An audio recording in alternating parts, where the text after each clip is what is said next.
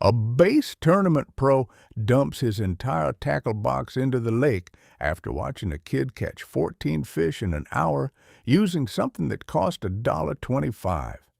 Not because he's angry at the kid, because he just realized he's spent $12,000 on tackle over 3 years to achieve results that a Dollar Tree purchase outperformed in front of 47 witnesses with cameras. That kid wasn't lucky. He was using a product that's been sitting on discount store shelves since the 1990s, that bass fishermen walk past every day because it's not marketed as fishing gear. It's sold as a cleaning supply. And it catches bass, crappie, and bluegill at rates that make professional anglers question everything they know about lure design and fish attraction. The tackle industry knows this product exists. They've known for 20 years. They've never addressed it publicly because doing so would validate that a cleaning aisle product works better than their entire soft plastic catalog, and that admission would crater their market overnight. The proof came from an experiment that a frustrated tackle shop owner ran after the fifth customer in 1 week, mentioned using Dollar Tree sponges as trailers and catching more fish than they'd ever caught with premium soft plastics. He thought it was internet nonsense, the kind of viral fishing hack that sounds good but fails on the water. But 5 separate customers in 1 week saying the same thing made him curious enough to test it himself. He set up 2 identical rod and reel combos with identical jig heads weighing 3/8 of an ounce. On the first jig, he threaded a $4 Yamamoto twin tail grub in green pumpkin, the best-selling soft plastic in his shop. On the second jig, he threaded a strip cut from a Dollar Tree scrub sponge that cost $1.25 for a pack that would yield 40 usable pieces. He fished a local pond known for heavy pressure, the kind of water where bass have seen every lure pattern multiple times and developed wariness that makes them hard to catch consistently. For 4 hours, he alternated between the 2 setups every 15 minutes, casting to identical structure and using identical retrieval techniques. The results weren't close. The Yamamoto trailer caught 5 bass in 4 hours, which is respectable production for pressured suburban water where most anglers go home empty. The sponge strip caught 17 bass in the same 4 hours, fishing the exact same water with the exact same presentations. He documented everything with his phone, time-stamping each catch and photographing each fish before release. When he reviewed the footage that evening, he noticed something else. The bass that hit the sponge trailer fought harder to take it, creating more aggressive strikes that were easier to detect and hook. The bass that hit the Yamamoto were tentative, mouthing it carefully before committing or rejecting it entirely. He ran this comparison 3 more times over the next 2 weeks, varying jig weights and colors to see if the pattern held across different conditions. Every single session showed the same results.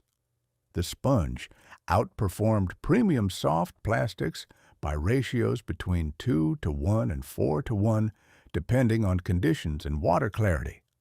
Same fishermen, same techniques, same waters. The only variable was a cleaning supply versus a fishing product. And the cleaning supply won decisively every time. Welcome to Angler's Vault, where we test products based on how fish respond instead of how tackle companies market them. If you're tired of buying what pros endorse and catching what beginners catch, subscribe now, because everything changes when you stop trusting marketing and start trusting biology. This Dollar Tree sponge technique is just one example of effective materials that exist outside the tackle industry's product ecosystem, and I've documented dozens more that work better than their expensive counterparts. Everything I've learned about effective fishing that doesn't require tackle shop purchases is compiled in the Complete Angler's Blueprint, and the link is in the description. But first, you need to understand why a cleaning sponge outfishes products specifically engineered for bass fishing, and what that reveals about how little the tackle industry actually understands about predator behavior. The product is Dollar Tree's scrub sponges, the kind with a rough green scouring pad on one side and a yellow sponge on the other. You want the green scouring side. Cut it into strips about 1/4 inch wide and 1 to 2 inches long depending on your jig size. Thread them onto your jig head exactly like you'd thread any soft plastic trailer, pushing the hook point through one end and sliding the strip up until it sits naturally behind the jig head. The material is tougher than it looks and will stay on the hook through multiple casts and multiple fish.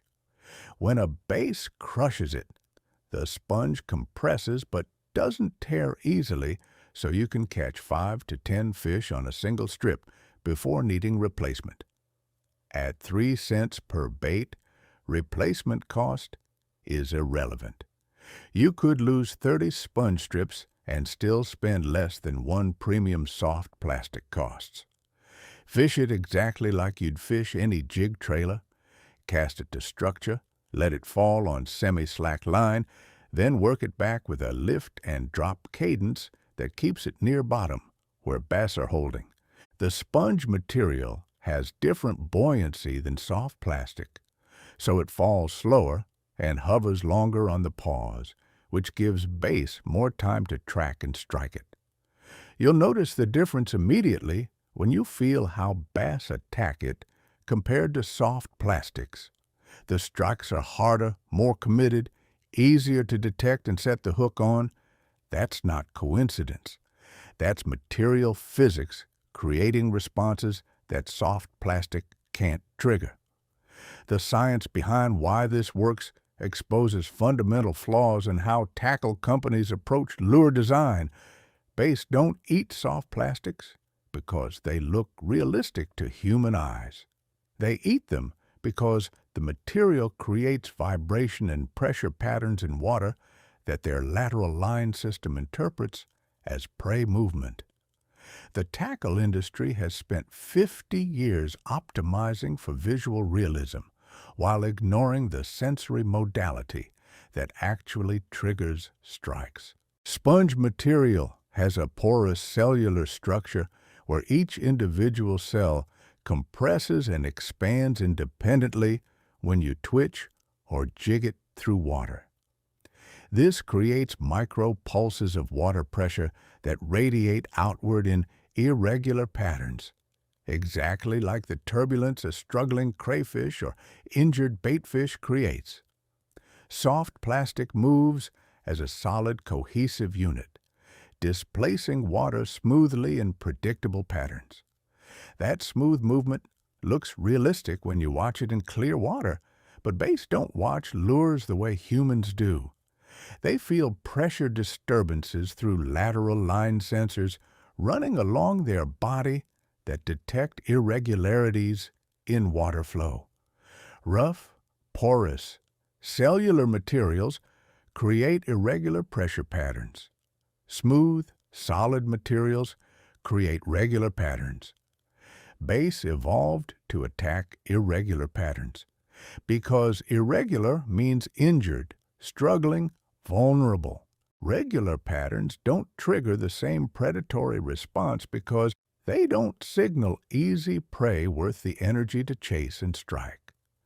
Every tackle company has access to materials, science research showing that porous textures outperform smooth textures for triggering lateral line responses. But manufacturing porous materials costs more and creates products that last longer per unit, which reduces repeat purchase frequency. The industry optimizes for profit margins and replacement cycles, not for effectiveness. There's a second mechanism that makes sponges devastating compared to soft plastics: scent retention and dispersion. When you apply attractant to soft plastic, the scent sits on the surface and disperses in 3 to 5 minutes because there's nowhere for it to absorb into. When you apply attractant to sponge material, the porous structure absorbs and holds the scent like a reservoir, releasing it gradually over 20 to 30 minutes as water passes through the material during retrieval. You're creating sustained scent trails instead of brief bursts, and that sustained presence is what draws bass from distance and triggers them to investigate and strike. This isn't speculation. This is basic material science. Porous materials have surface area that's orders of magnitude higher than smooth materials of the same external dimensions. More surface area means more scent molecules in contact with water at any given moment, which creates stronger scent gradients that base follow to the source. Tackle manufacturers could easily produce highly porous materials optimized for scent retention, but they don't because materials that hold scent well reduce the need for anglers to buy attractant products every season. The industry makes more profit selling you attractants than they'd make selling you materials that don't need attractants. So they optimize the system for dependency rather than effectiveness. Now, here's where this gets infuriating from an industry perspective. When the tackle shop owner posted his comparison results in a private Facebook group for shop owners and distributors, expecting discussion about why this works or how to incorporate it into product lines, he instead received direct messages from 2 regional tackle distributors. Both messages followed the same pattern. They acknowledged his results were accurate and repeatable. They asked him to delete the post. They offered him preferential pricing on next season's inventory orders if he'd stop discussing sponges publicly. One distributor explicitly stated that widespread adoption of sponges as trailers would damage the soft plastic category and harm their ability to maintain pricing power on premium baits. The other distributor was more direct, stating that their company had tested household materials extensively in the 1990s and found several that outperformed their products. But they couldn't monetize materials that consumers could source outside tackle shops, so they focused development on products that required tackle shop distribution regardless of comparative effectiveness. These weren't conspiracy theories or speculation. These were direct admissions from industry insiders that effectiveness takes a back seat to monetization when the two conflict. The tackle shop owner deleted his post as requested, but kept screenshots of the messages and his test data. He shared both with me after seeing Angler's Vault videos questioning tackle industry practices, and I've verified his results independently with my own testing across multiple water bodies and species. The pattern holds. Sponges outfish soft plastics by significant margins across bass, crappie, and bluegill when fished as jig trailers. The tackle industry knows this and actively suppresses the information because they can't profit from it. Think about what this means for everything else you've been told about fishing tackle and technique. If the industry will suppress information about a dollar store product that works better than their premium offerings, what else are they not telling you? What other materials exist that would work better than tackle shop inventory if anyone bothered testing them? What techniques work better than the ones pros demonstrate in videos sponsored by tackle companies? The entire information ecosystem around recreational fishing is controlled by entities that profit from you buying products, and those entities have zero incentive to share information that reduces your dependence on their product lines. Subscribe to Angler's Vault because we test everything regardless of who manufactures it, and we share results regardless of who they threaten.